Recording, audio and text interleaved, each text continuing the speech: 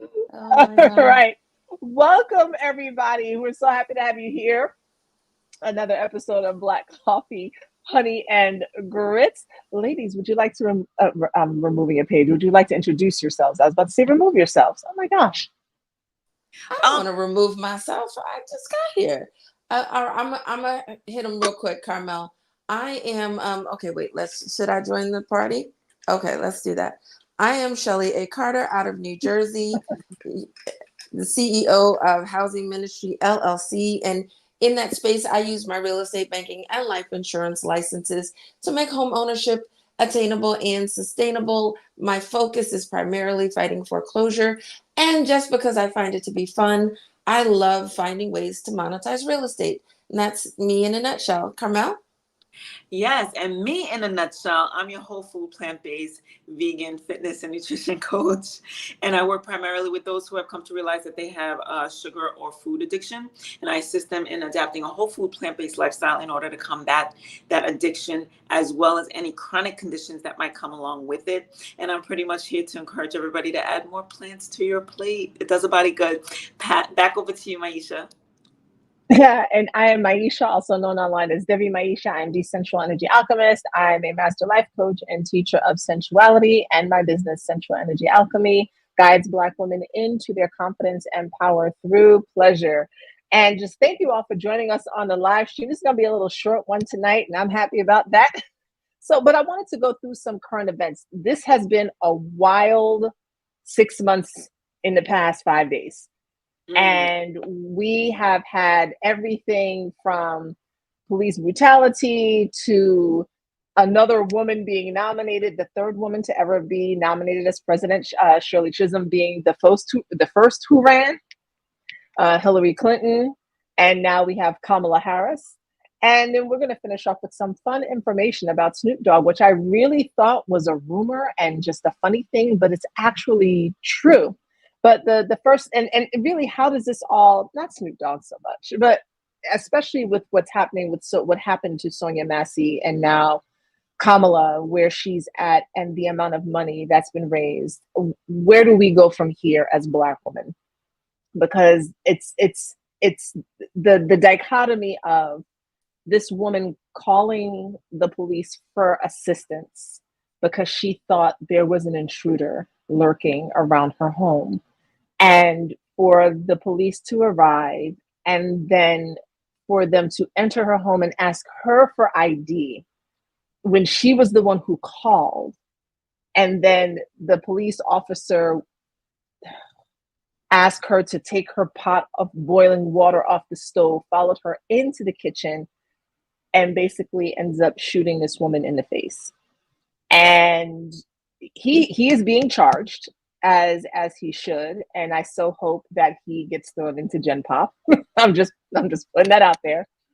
But we have that happening at the same time that we're also now seeing our vice president being nominated for president of the United States, and really, and the record amount of money that Black women have raised for her. I am in two groups. I'm sure you all got invites as well, but I am in two groups that are like hundreds of thousands of women strong. And I'm just really wondering, as Black women, we're at this crossroads. What does this mean for us to have this incident happen on the one side, but then on the other side we have what many of us are seeing as this hope for this presidential candidate, and just how you both feel about it.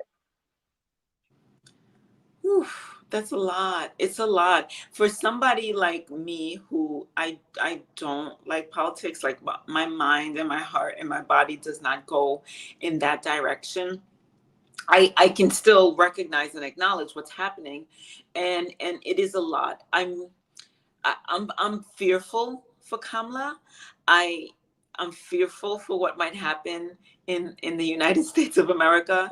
History is definitely in the making, and I feel like I don't even have an opinion on either side, whether I'm more hopeful than fearful, or if I'm more Mm. fearful than hopeful.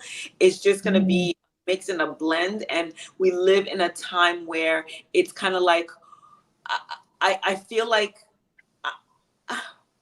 I feel like we weren't ready for Obama as a country, Yeah.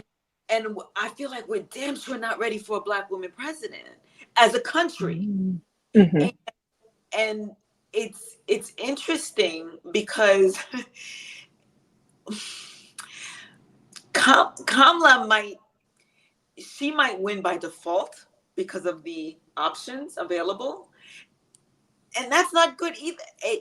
It's a lot, I feel, to process. And again, coming from somebody who does not sway on the side of politics, it's a lot for me to process. And this is one that I'll definitely have to hear other people's opinions in order to, and of course, do some research and reading and watching of my own to kind of find where I sit with all this, Maisha. So I'm glad I was the first to speak, because I say all that to say I have no fucking idea. I yield. Well, okay. That's very clear. Thank you so much. I like it. I got nothing. I got nothing about what Carmela said. She said, "You got no effing idea." Then that's what she said. What she said. What she said. So I have mixed bags. So first about the murder, and I call it a murder because even though I saw the video and I saw how one could possibly mistake that she was going to try to throw water at them, the distance between her and them and the amount of distance that water will travel, you were not in danger. And when, although I don't know that woman, I don't know that circumstance, I don't know that officer, I see so often other stories of Caucasians and other races being handled with some level of grace. So I have very little impatience for their impatience and their need to aim for her head. You couldn't aim for her shoulder, her arm, her leg, something. You were there and you went straight to training and you shot to kill. I don't personally have any patience for that, and I'm glad that he got charged. I saw a piece of a clip where it looked like she might be able to say, or someone might be able to say, but look, she had the pot aimed at us. But he also could have just instructed her to just turn the fire off and come sit back down. I wasn't there, but I said what I said on that. Kamala, I have to do some research on. She's the only candidate that's available.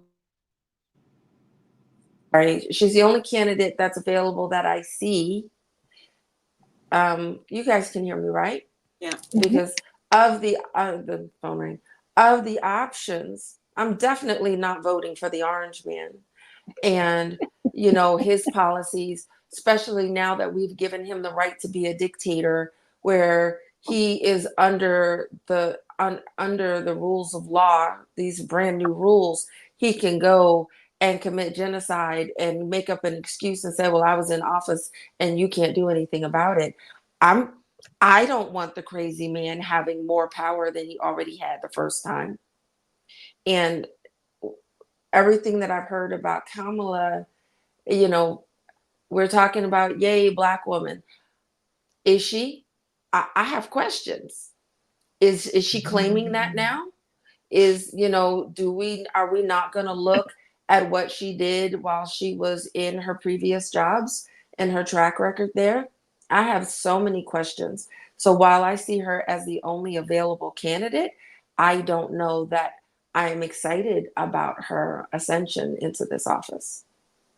I've seen a lot of folks, and this is just a very nonpartisan conversation. For me, both the parties are the same. To be honest with you, they're two sides of the same coin. But there are people who actually feel that way, Shelley. I've been looking at different people's opinions, and there are folks who are like, I'll vote for her because I'm not voting for him. And there are people who are like, but I'm not, it's not like I'm voting for her, I'm just voting against him. right? I mean, personally, I'm like, well, that works for me because I just don't want him in there. I have been reading through Project 2025 because y'all know I'm like that. And yeah, anyone else, please. Like anyone else, but that guy, because there are so many policies in that would not be beneficial for the majority of the population, that they're really that I don't care why you're voting for, whether it's because you love her or whether it's because it's against him. I just say, throw it in there.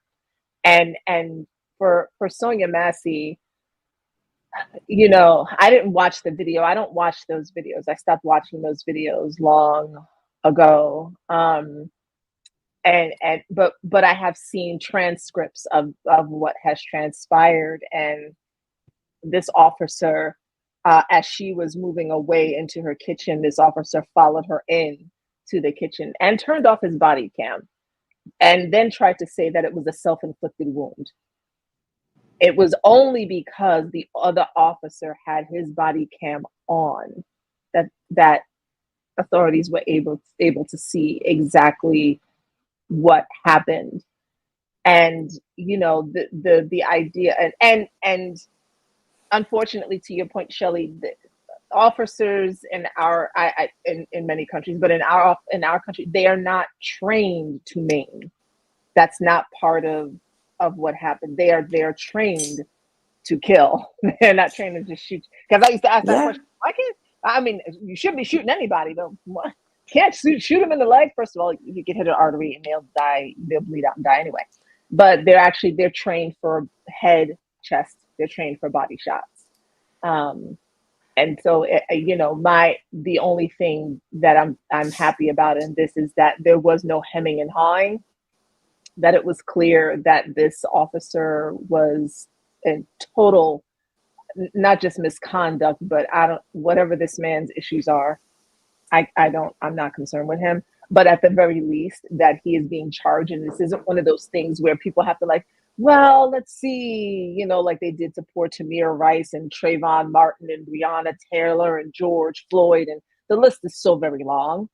But at least we don't have to go through all that hemming and hawing, and this man is actually behind bars. And like I said, it's really interesting that you know there's so much happening, I think, around Black women right now, that if we pay close attention to it and we take it beyond what it looks like. I was just telling my father this. If we take it beyond what it looks like on the surface, this is really an opportunity for us to come together in so many ways. I'm thrilled that so much money was raised in 24 to 48 hours. Yes, that knocks me off my socks. Yeah, I would love to see us do that for our schools. I would love to see us do that for communities. I would love to see us do that for art programs. Like, we can do it. I would love to see us do it that fast for something else that, so there's not that sense of urgency, Maisha, with anything else. There was a sense of urgency in this case, but everything else, everybody kind of like what you just mentioned could be considered luxuries, and nobody's gonna rush out to invest or pour money into those aspects. But so here's what's so important about that. We've set a precedent. We've proven we can do it. Right. Over and over. And it's not a luxury. So now, in a world where you are attacking me, I said it before, Carmel, you are a part of Goldman Sachs program directed specifically towards the development of Black women, yet the Fearless Fund is being tortured. Why didn't you go after Uncle Goldman? You're going to sit here and go after the low-hanging fruit where we might not have the power to fight you, but you didn't go right here lateral to you. You went at, we have the power to shut them up. Who is them? So we're clear. You angry white men who are disgusted by the development of Black women, who hate that we are smarter than you, without the education, without the funding behind us, on our natural sleepy, just woke up, got one eye open and our hair's not done. We're smarter than you, and it pisses you off. I love when Shelly's unhinged. I love it. But so Maurice, look, and I'm not gonna gloss over that. I just want to get Maurice's question in here and everything that Shelly said. Maurice said, when Obama ran, did we say I need to look into him, or I don't think America is ready, or do we coalesce behind him? I can't speak for we, but I definitely said I needed to look into him. I say that with every candidate. I don't care who they are. And did I think America was ready for him? Absolutely not. I didn't know. I was surprised. I was shocked. It wasn't about whether or not people were ready for him. Again, for me, it's been, do I vote for this group or do I vote for that group? I, even from Obama, I was not overwhelmed by Obama. I'm just going to be honest. It's just, again, what are my choices? And where we are right now, this is not the Black woman issue. I and Maurice am hung up on her previous track record and some of the very normal prosecutor questionable behaviors that have been presented. And I'm saying I want to do my own homework because I would love to really be behind her. I would like to vote for her because I support her, not because she's my only choice. So I'm going to be doing my homework so that I can really believe in my vote. I really do believe that certain people do what they must to get where they need to be. And once they're in that seat, number one, they can finally come out and say, hey, listen, this is what I stand for. Now I have some power. I have a firm ground to stand on, no matter what backlashes come at me. And we, the people, now have a responsibility to make sure that she does what she says she's going to do. We can stay on top of that. As a group of people, we came together and raised up so much money. Let's stick together and make sure she does in office everything that's right by us. Okay. I like that. I do. I like these conversations because I don't fangirl people much. I really don't. And so because I don't, like, I'm not like, oh my God, yes. And I'm also like, oh my God, no. Like, I'm not like, I hate you or I love you. And so I love conversations where it's just like, this is how I'm thinking about it. Right. Yeah. This is how I see it. I feel like I need to do some homework, or, let's hold people accountable. I can appreciate this type of conversation because I'm seeing there's so much black and white happening, which comes from a lot of fear. We're not going to get into that today. We're going to wrap it up though, you all, because we're it's a tight ship tonight. I just want to close out real quick with, I found this out. I thought it was a joke, but Snoop Dogg is apparently leading the Olympic torch. He's gonna be one of the final torch bearers for the Olympic flame at the opening ceremonies on Friday. And I think my father just told me that LeBron James and Coco somebody, I don't know, I don't follow basketball, y'all, sorry, are also like part of this crew. So it's interesting to me that a rapper, I don't know if he's gonna be high, I don't know if he's gonna be sober, listen, but he's gonna be all right. Whatever he is. What does somebody have to go through to qualify for this position? I'm so curious. Not to put Snoop down in any way, shape, or form. He's accomplished what he's been able to accomplish, right? But how do you qualify? I'm just curious. He's like, who was like, let's get Snoop Dogg this year. So listen, Uncle Snoop is a whole hip hoppreneur. He has got all of his little fingers. And you talk about me unhinged. I love him unhinged because when he is puff talk, love. But his thinking, his mindset, he is connected. Not a made man. He is connected to the community. A lot of communities. He's everybody's favorite Uncle Snoop right now. He's a whole full multicultural entrepreneur and a figure that everyone likes. In the Olympics, you want to be excited. You want everybody going, oh my God. So there's a paraplegic. They're in an exoskeleton. who is gonna be walking. I think there was a segment with him in the exoskeleton that I saw.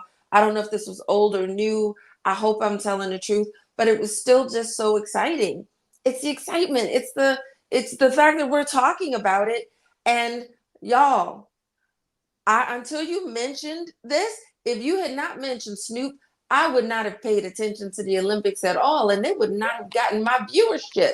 So we need the eyeballs on the little black screens looking, and now as a whole population that was like, Ola, what? Are now, oh yeah, the Olympics. That's right. Let me pay attention. Oh That's look, why. Okira said just puff puff pass. So I'm sure that's gonna be happening. And Maurice said Snoop is going to be an on-air commentator. Yes, I can see that. Thank you, Maurice. This is why we love Maurice, because Maurice is the part of us that's off screen. And he's over there doing the research in the background. We love you. We love you, Maurice. So, and I can see that he has been doing this. So, can we please say, to be a rapper? Notice I didn't say a hip hop artist. To be a rapper is the likelihood that you are hella intelligent, that you are well read, well educated, and have a creative mind as the cherry on top. And definitely from our generation. I'm sorry, I don't know about these new folks, but sure. That's what I'm saying. That's why I said rapper, because I don't know what happened after. There's a place where all of a sudden it was ooh, and you put that to a beat, and that's a hit song, and next thing you know, it's on a Grammys, and you got somebody going, like, how did that become a hit? Yeah, but no, I agree with you with the rappers, our LL Cool J's, our Queen Latifahs. Yes, our there's one other person that escapes my mind. MC Lyte. For all of That's them. A long list. For all the list, and yeah, imagine, like, I'm about to go check for the Olympics. Yay, Uncle Snoop. Well, if you don't know, the Olympics opening ceremony is this Friday. I don't know what time because Paris time. So, and they're like 5 or 6 hours ahead. So I don't know what that means for us, and I might be asleep depending on what's happening. But the Olympics do start. The opening ceremony is this Friday. So if you'd like to tune in and see Snoop Dogg and Coco Gauff, that's a basketball player. Don't come for me. All right. I don't follow basketball like that. Coco Gauff and LeBron James, I know who that is. They will all be involved in the opening ceremonies for it. And as we close out, I definitely want to say, just sending, not like they know us, but sending condolences and prayers to Sonia Massey's family, the children who are now left behind without a mother. May she rest in peace. May he rot in hell. And as for Kamala, well, it's going to be quite a ride for the next 6 months, ladies and gentlemen. Who's going to get in, who's not? Electoral college, popular vote. It's buckle up. Coco was in tennis. Oh, that's why I definitely don't follow. Can we vote for the one that's not likely to die in the next? I'm just saying likelihood in the next couple of months. No, I would really love it eventually if we would get past this 2-party system. I would love that for us to be able to actually have a stage where we have a Democrat, a Republican, a Green Party, a Libertarian. Like, I don't like only having 2 people to choose from. I think that's ridiculous. Well, so hopefully we'll get I know there. We've got to go, but I heard that there were actually lawsuits. There were people who tried to get, and I can't speak enough about this to pretend to be articulate, but there were people attempting to get their names in the mix, and the lawsuits and complaints left and right to keep people down. And I'm like, why is that happening? Correct. The word on the street, and I didn't do all of my research. Like I said, the word on the street is, like, for instance, Robert RFK attempted to, is that him? Anyway, Kennedy, he attempted to get in on the debates, but that it was the Democratic Party that blocked him, right, from participating or Not something with the not stealing the voting. race, right? Right. Don't come for us, y'all, or something with the voting. But basically, he could not get on the debate stage. He didn't raise enough money or whatever it was. So he held his own debate on Twitter or X or whatever it is. And I watched Oh. some of it over there. But it shouldn't even be that to me. Like if you're the person that your party has chosen or whatever, you should just be able to be on the stage. We should be able to hear all opinions. That's just how I see it. So all right. yes. Well, Maisha, thank you for some good current events, Miss Missy. It reminded me of when I was in school and I had to go. I won't tell y'all all of that. It's my father coming downstairs now. When I had to do current events in school, I really wanted to do. I just let you know I'm on camera.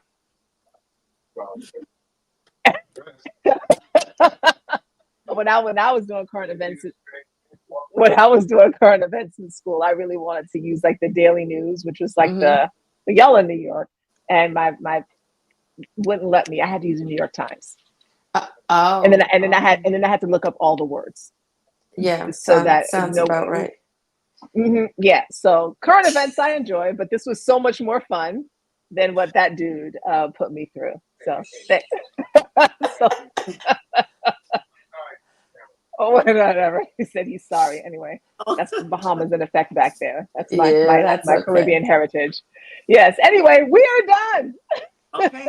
Here with Black Coffee on Eagles. We will be back here Friday at 11:30 a.m.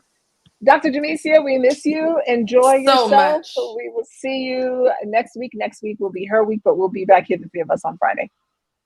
Okay. Have a good night, everyone. Wait. Yeah. Oh, yeah. Duh. Our event. Okay, wait. All right. We will be here Friday, although how long is questionable. So yeah, tune in around 11:30 on Friday, and we're gonna figure it all out. Yeah, we're gonna figure it all out. Yeah, so, we'll figure it out. Sure. Right. In the meantime, we're having an event November 9th. So go to blackcoffeeandgrits.com. I put the link in there. The ticket, the early bird link is up. Please come and join us for Grits and Grace. It's going to be a full day event with a catered lunch. And we're going to be workshopping and networking all day. So ladies, you definitely want to check us out, blackcoffeeandgrits.com. All right. Bye, you guys. Bye.